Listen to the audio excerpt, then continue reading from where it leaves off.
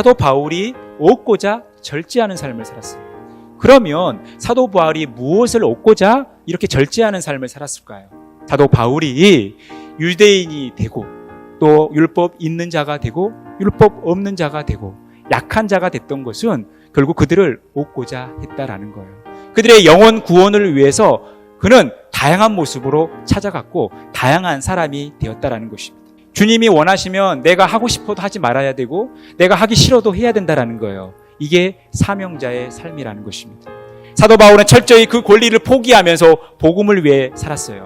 왜 사도 바울이 권리를 포기한 게, 그가 그렇게 절제된 삶을 살아가는 게 하나님으로부터 받게 되는 상, 그가 그토록 원하는 승리의 관이겠습니까?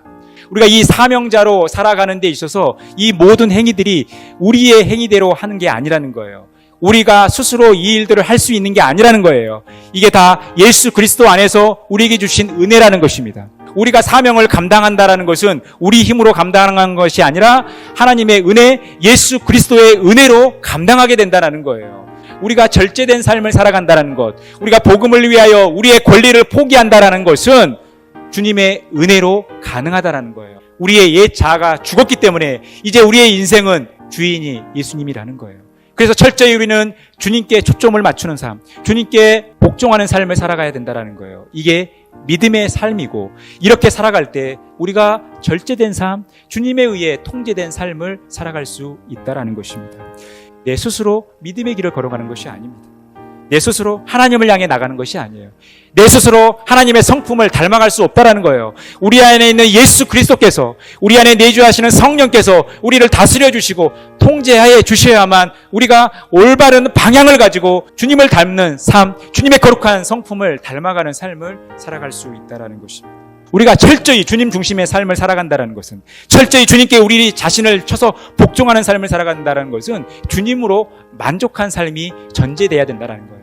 주님으로 만족한 삶을 살아야지 절제된 삶, 주님에 의해 통제된 삶을 살아갈 수 있다는 것입니다. 절제란 주 예수께 붙들려 그분으로 만족하며 복음을 위해 자신을 쳐서 복종하여 그분의 통제를 받는 행위라는 거예요. 지식은 예수 그리스도께 붙들려 있는 거예요. 절제도 마찬가지입니다. 그래서 절제는 주님 안에 살아가는 것이죠.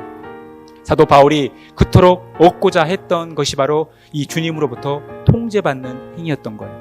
우리 인생의 진짜 행복이 여기에 있기 때문에 그래요. 우리는 절제된 삶을 살아가야 됩니다. 예수 그리스도께 붙들려 예수 그리스도께 우리 자신을 쳐서 복종하며 하나님의 뜻을 행하는 삶을 살아가야 되는 거예요. 이 절제된 삶이 우리 인생의 가장 큰 행복인 거예요. 이것을 얻기 위해 열심히 달려가는 삶 살아가시기를 간절히 바라겠습니다. 이 그리스도의 성품을 가지고, 성도의 품격을 가지고 하나님께서 우리에게 주신 사명, 복음을 위하여 힘차게 살아가는 저와 여러분의 복된 삶이 되어지기를 간절히 축원합니다.